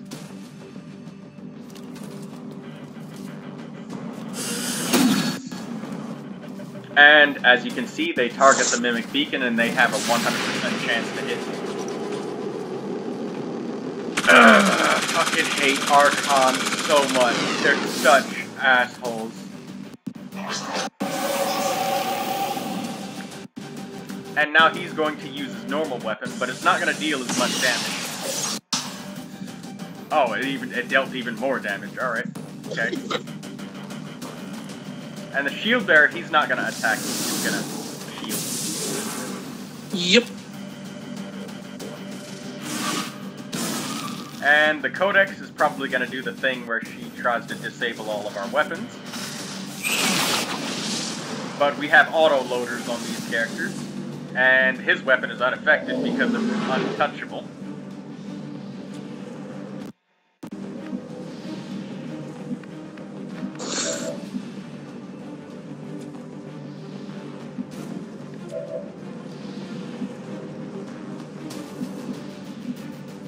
Alright, how much health does that Codex have? 13 plus 3, that's 16. We had her flanked. That would be... Either way, this Codex needs to die now because she's only going to do lethal attacks. But so does this guy. I swear to fucking God. You know what? No, I wanted to move right here and just get point blank and shoot him. But if I move here, I'm confident I'm gonna activate another fucking pod, so I'm gonna move over here. Back a little bit. Tired of waiting around. Thanks, fuck, for that. Now if I kill this guy... Yeah, if I kill him, he should not... Yeah, it'll erase shields off of the other enemies. There we go. Who's keeping score?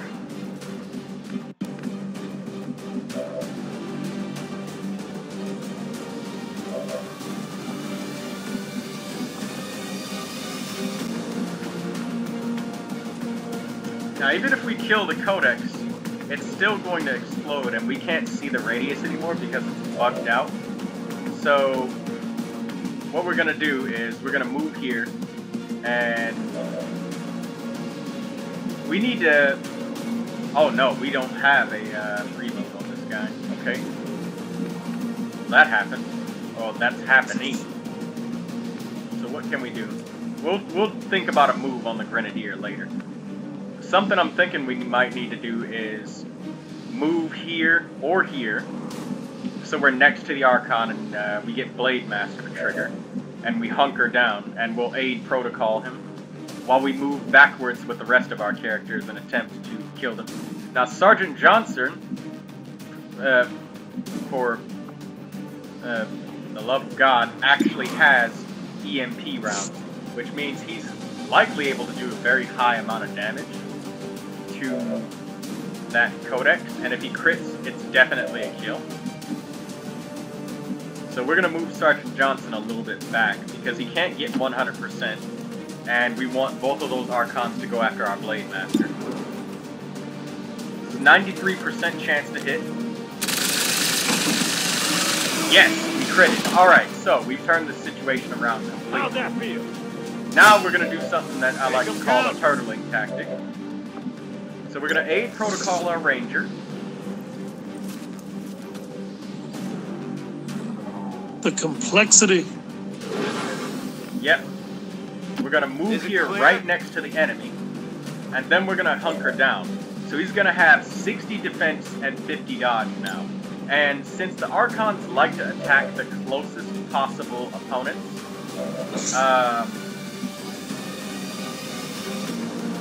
we're going to see if we can get... What's his chances to hit on this other guy before we look? 94? What about the other guy? That's too blurry. What does that say? 66? Shit, I want to say something. It's like 66%. Alright, so... I don't know. I'm sorry. It's very blurry for me right now. 60%... 63? I can hardly see the numbers, Alister. Oh, geez. You really having that many problems with it now? No, I just... Well, yes, actually, yes. Yeah, it was like 60% on that Archon for the shotgunner, which is not good. Well, what I'm going to do here is play with the line of sight. Archons like to melee, and you don't need to worry about much for cover with melee on Archons. So I'm gonna try and get a grenade attack on this guy. And since he's out of line of sight, the Archons are not gonna care about him nearly as much. He's not in line of sight of any enemy unit. That's a very important thing to note.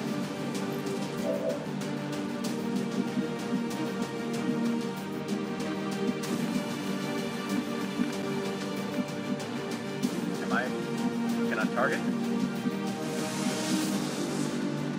No, I can't target him from here. So we're gonna focus on the weaker Archon.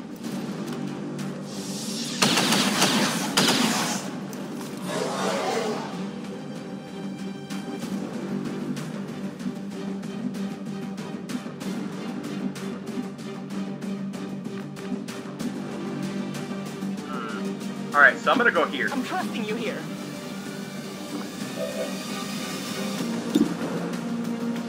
Gonna go for the kill.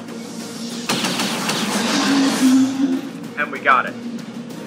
Check it before you get too close. Now, instead of just straight up attacking this guy, since I know for certain this Archon is going to attack me, I'm gonna hunker down with this character.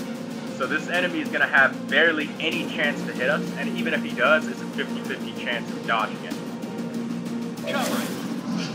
Because we're point blank. So no matter what he does, our ranger will be okay. What was that? What was what? That psionic bomb. That was the thing that unloaded our weapons from. You remember the codec? Or are you unfamiliar with that attack? Okay, so we got something really nice to happen to us here. The Archon decided to bless us by giving us a second chance. And he used Blazing Pinions. Alright, I'll go. So these yellow things are just gonna explode all of the cover around us. So we actually need to get to a safe position, far enough away. The explosion range is like 3 tiles in all directions. Or an extra 2 tiles from where the orange is located. And it's only 1 tile diagonally. So this, behind this car, is perfectly fine. I'm making love, Marine! So the first thing I'm gonna do with this Archon is... Oh wait, shit, I don't have holo targeting on him. Well, this goes to show holo targeting and how useful it is. Ladies and gentlemen, make sure you get that skill whenever you can. If you say so. On at least 1 grenadier. Yep. I get it on 2 of them because I like being Whatever you say. able to hit my targets. So we're gonna get everybody in cover from the direction where the Archon is. And now we're just gonna fire at him. We can use double suppression on him. Or we can use a single suppression. But it's most likely that the Archon is going to move. So let's just start taking shots. That's the only thing we can do right now. It's still up!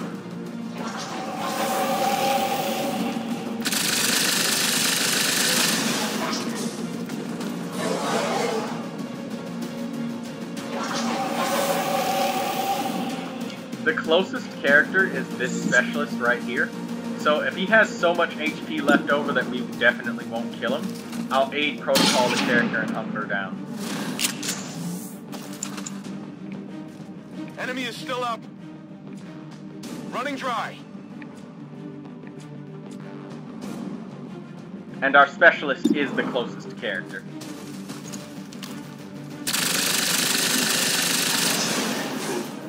Look at all of these dodges and how low our hit chances is. And how we can do absolutely nothing to really boost it. If both of these hit, it would be favorable for us. However, it's unrealistic that they will both hit.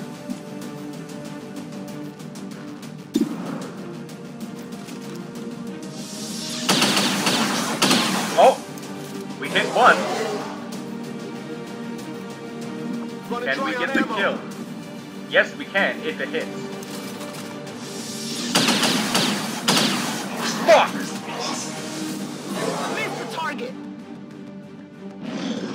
Look at all of the attacks that this Archon has survived.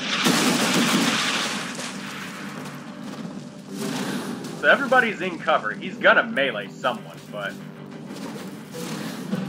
Okay. I should have hunkered down, but we could have gotten the kill. Hopefully it's not a critical. That one hurt. It's not a critical, but it hurt. Fire's getting close here.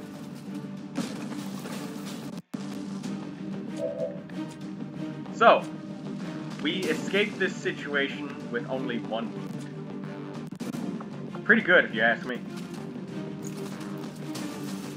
Go heal him.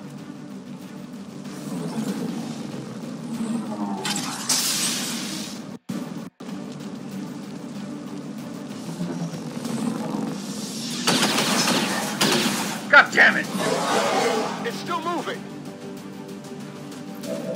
My weapon's spent. Alright, Sergeant Johnson, you walk up and you shoot that goddamn alien in the face. There's more where that came from. Yeah, you Follow damn the sure Marine. know where that came from. Get him! Apologies, folks. Had some technical difficulties there for a minute.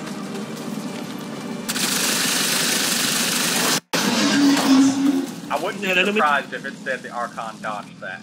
Now you guys understand why Archons are such bastards. Yeah, they basically take away any sense of you being able to control or lean the RNG in your favor. Wait, no, you can't do that. No, they don't take away all sense of that. Well, you can't get high ground on them when they do the Blazing Pinions move. So that's against you. Their dodge chance is significant enough that it procs fairly often. That's against you. And their natural defense also helps hurt your ability to do things like that. So on actually, the other side of it, though, it's fair, Alister, because the alien did that, they couldn't attack. We were all able to move to safety. Oh, it was completely fair. It was completely fair because the one turn he had to spend in order to use Blazing Pinions on you, firstly didn't work because all you have to do is move the fuck out of the way, and secondly exposed him to the entire squad being able to get a free shot at him when it happened. Yeah, there's nothing that the Archons can do to hedge their defense in their favor. All they do is just float, and that's it. Ready to engage. Yeah, they can't take cover. That's also worth noting. In exchange for a lot of the benefits that they do have, that is basically given to them because they're incapable of taking cover, so they can't buff their defense that way.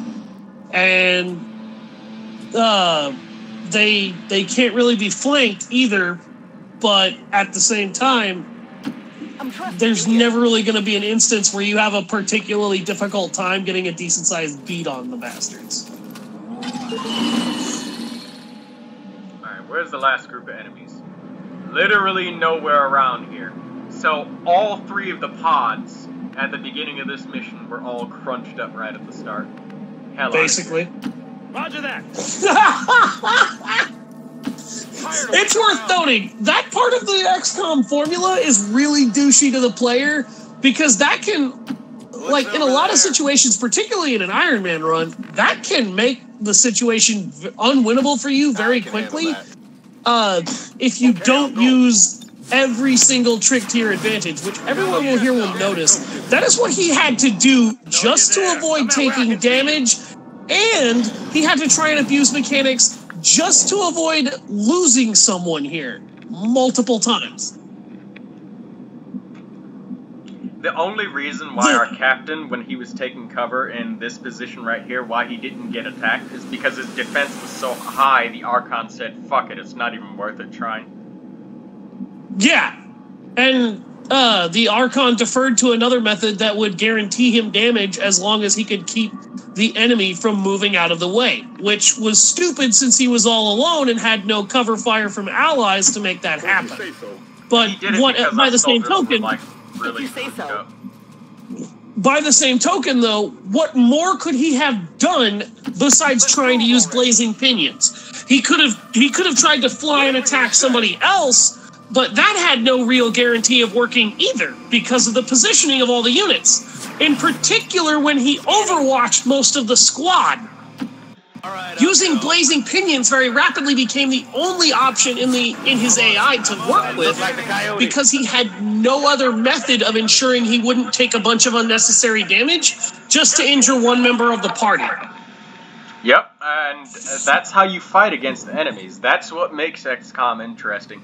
A situation like that was pretty ass for the enemies to just get all those free attacks, but the mimic in everything kind of that we used came in handy. This is why late game, like loot, like actually making sure you're feeding kills to the right units, so you have the abilities for the situation.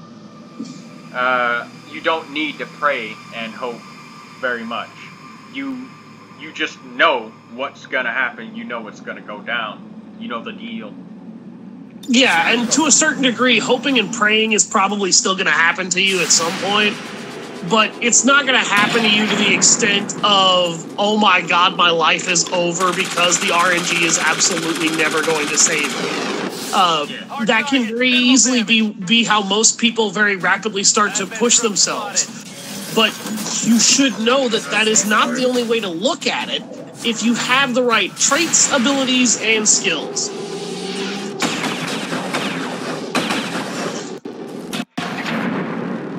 That's that armor piercing come in handy right there. Yep. Negative damage. Also, look how much damage our EMP rounds dealt to that heavy mech. I get it, right? Yeah, I know. That heavy mech has like 30 hit points almost, and he's down to almost nothing in one turn because of those blue screen rounds. They decimated his health. Absolutely decimated it. Ooh, you could shoot an explosive. I love it when enemies in video games. Or you could fire a grenade at said explosive. I just love it in video games. Where that came from? When enemies take cover directly next to explosive barrels and shit. I know. Yeah. I was waiting for him to finish his statement. Sorry. Mothers, ladies and gentlemen, they take care of them. Appreciate them. Because it's Menace very 1-5. difficult. Watch those supply crates. If you destroy them, there won't be anything left for us to recover once the area is secure. Shut the hell up, Central. I'm the commander here. Well, again, what better option did you have besides doing that? And the correct answer is you really didn't. I had more options, but I just didn't want to take the risk. Exactly, that's the thing. Yeah, I don't want to take the risk. Yeah, most of your options involved risk there. That was guaranteed to fuck them up.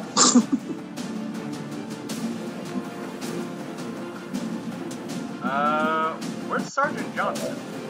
Oh, he's the one who shot the grenade. I thought I used Hightower. Okay, well, my own misplay there. Hightower, you had to remind me of Police Academy. That was a great movie, and Hightower was an even greater character. You son of a bitch! God damn it. Hardly did anything. Yeah, I noticed. That's the only reason he's still breathing right now. Well, that's okay. We'll just fire with some more characters, and if they miss, we'll just run up with a run and gun for a 100% chance. One of the big fuck yous, though, to this formula that a lot of people have a lot of problems with, and I really can't say that I disagree with that largely because it's very fair for them to want to say this. Scrunching 3 pods of enemies together right by where the player spawns and all but basically forcing them to, particularly when they're this advanced, engage them all at the same time, makes it damn near impossible for the player to make it through that encounter, even with all of their skills and assets, without somebody either being gravely wounded or killed. And we can afford grave wounds this late in the game, though. We have a field hospital, and more importantly, we have replacements trained and ready. Yes. And that's also one of the biggest fails that I think a lot of people make when they play this game. they don't try to train a complete replacement squad should everything happen to go horribly wrong. You need to be training a replacement squad in case somebody dies for no good goddamn reason. How's this feel, aliens, when you get ambushed during your turn and shot up and then jumped on a second time? Target's still up. I've got eyes on an advent position. Troy, this is literally the same tactic you've been using the entire game. I feel like the aliens should be saying that to you. Yeah, how they finally got me and I was just like, haha, I've turned it around. Yeah, exactly. Really low. That was a 70% right there. That was a specialist. Though. Nailed He's got the special ability. It's not, that doesn't count. That doesn't count either. Damn!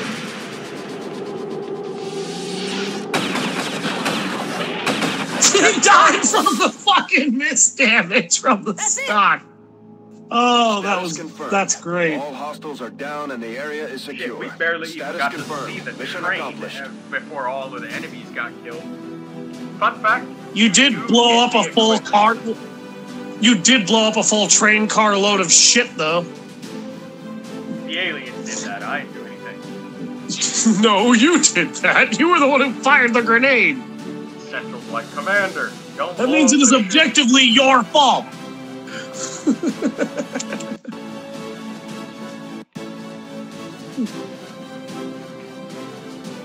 I could very well have reloaded, but I just wanted to stick it out again to show the viewers that even in the most impossible of situations, if your soldiers are trained enough, they have abilities that are meant for this shit, like hunker down.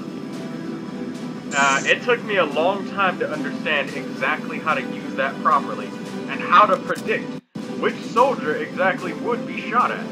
But over time, studying enemies' behavior and understanding how they think and how they can attack, and how they will or will not attack, is what helps you understand when and where to use hunker down. And, oh, most under fire unit, Mimic Beacon Decoy. Rest in peace, Mimic Beacon.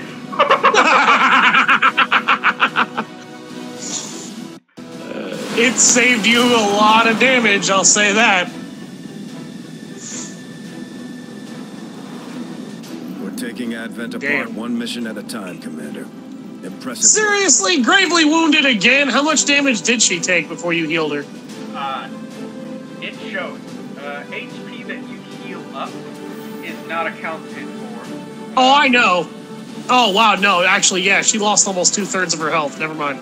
Yes, it should be gravely wounded. HP that's restored, even in XCOM Enemy Unknown and Within, if your character would have been gravely wounded and you healed them up, it doesn't change how bad the wound is, which I thought was kind of wrong and kind of not, because an immediate field patch is not a perfect fix. Let me just say that in the defense of the game. Going for a little while. Yeah, it's mostly designed to keep you going. But one thing I can definitely say this game does excessively is a field patch. It also stops the wound from getting worse unless you get hit again, until a proper medical facility can take care of you. Which means that you would not be in as bad a condition when you got home, particularly since your medic has firstly stabilized your injury so you're not bleeding out anymore, and then secondly, has patched you up so that the wound itself will not get worse in addition to bleeding out. And so we need to train an extra ranger and extra grenadier. So we have 4. So let's get these recruited. That would help, you know, that would basically help, that would basically get you to the point so that when you got to the field hospital, you'd be like, yeah, doc, I'm pretty fucked up. But the doc would be like, well, you were got to in time, so taking care of this wouldn't be that hard. And because you were in much better condition than somebody who'd just been shot and basically wheeled onto a stretcher in the same place without actually getting immediate field treatment, I feel like this game is still a little more harsh with its gravely wound system when it comes to people who've been healed than it should be. Not heavily, mind you. I'm not saying the game needs to be extremely biased in your favor with that, but shaving a few days off of that would actually be nice. Hey, look, more alien alloys. Oh, hello, people. Now, the reason why I'm not spending the intel right now is, you know, I'm gonna keep scanning for intel, so I have 160. Priority message coming through, Commander. Putting it on screen now. I had high hopes for the Resistance under your leadership, Commander, and you have outdone yourself. An alien activity actually managed to get through, and he praised you regardless of very high praise. So consider that, Troy. Avenger plotting new course. It's because we finished all missions this month. If you miss even one thing this month, they just say, well, you're not doing so hot. What's wrong? Well, you did just miss something this month, and he still gave you really high praise. Yeah, don't feel the need to immediately build another power relay. Don't let the game trick you into doing that. Well, we're building one right now, so. Yeah, that's why I'm saying don't let the game trick you into thinking you need to do that. Because you're building one right now as it is.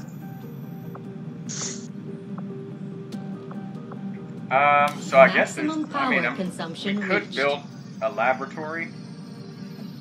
The workshop is meant to help you if you're really low on your engineer count, but we're not. And we could build an Illyrium conduit here, but no. Your power issues are about to be solved in a relatively cheap fashion, and you don't really need that Illyrium conduit. I mean, if you think long game, sure, those are quick fixes to your problems right now, but they're not. Well, they're not it's fixes the fact to that problems I don't want to spend any Illyrium because now operational. You're gonna need it for your plasma level weaponry. Yes, exactly.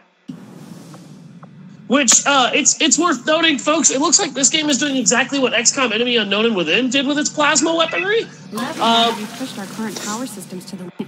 And we don't have any capacity to spare, which means we can't expand our facilities further. God damn it, woman. It's basically partitioning off all of your research to the point where you are literally going to have to individually research each and every individual weapon type that you get for Tier 3 tech. Whereas with laser weapons and magnetic weapons, you only had to research 2 separate things in order to really get that going. It's because they wanted to balance the end. Yes, game. I get why they did it, but it is also kind of annoying because it means that you are going to have to choose who gets what weaponry first in terms of that, and. Hey, that's how it would happen. I'm cool with that. Yeah, that's what happens. But in this case, it's more or less not really a choice quite so much as the game more or less forcing you to do it in a certain order. Because your fucking plasma rifle is the only Tier 3 technology you're going to have when you actually get them research priority researched. Yep. It's going to start costing a shitload of Illyrium. But once we get that, we're going to work on a facility lead right away so we can take down the aliens' progress. While most of my involvement in the chip development process was on the theoretical side, I can't help but feel some degree of responsibility for the final product as we see it in use today. When intently focused on a singular aspect of a project, in my case, countering the body's rejection of the implanted chip, sometimes it's easy to avoid seeing the bigger picture. To this day, I still ask myself whether it was willful ignorance or unbridled curiosity that led me to blindly pursue my research with such zeal. It's amazing that they're willingly using humans to aid with research. You'd think that the aliens would go, oh, well, we're all just better and smarter than you. But no, that proves that the aliens aren't fucking stupid. They know that some people are just really smart and they're very useful. Well, the biggest reason why that's actually not too surprising, Troy, is do you notice what they were doing with the human commander, the player avatar? Exactly. Look what they did with you. They put you inside of a fucking stasis tank, stuck a chip in the back of your head that